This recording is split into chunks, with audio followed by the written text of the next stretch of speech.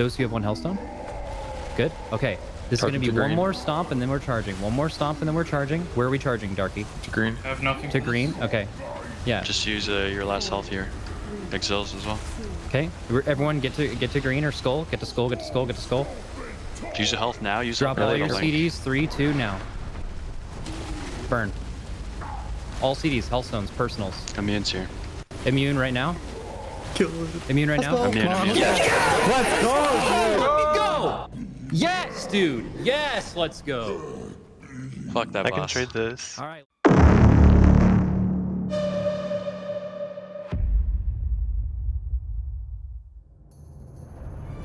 Hello again and welcome back to Warcraft Radio's coverage of the Race to World First. My name is Mr. Miles and let's jump right into the news.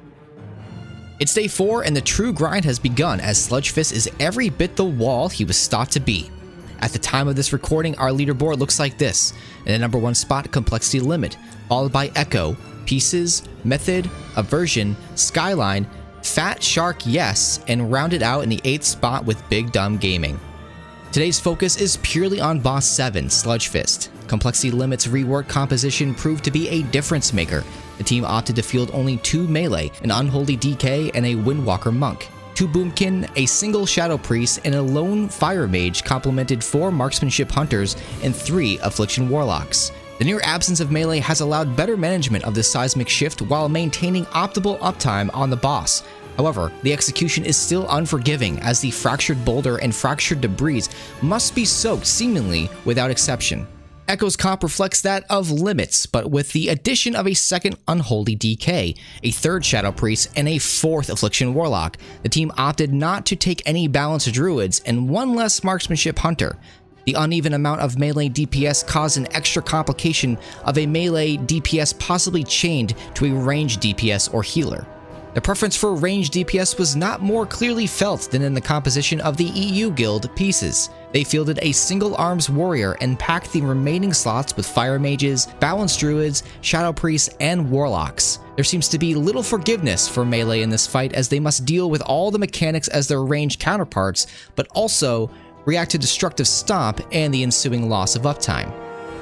Method has yet to make any attempt upon the Great Giant. It took Limit 167 pulls to claim victory over the Big Brute.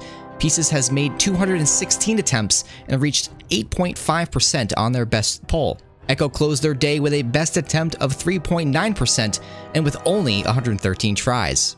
At the time of this recording, a total of 7 teams have reached Sludgefist, making this one of the closest races in recent memory. Fat Shark Yes has risen to 7th on the leaderboard after clearing through Artificer Xy'mox and Sun King Salvation yesterday. They then went on to dominate Lady Enerva Darkvein and the Council of Blood today.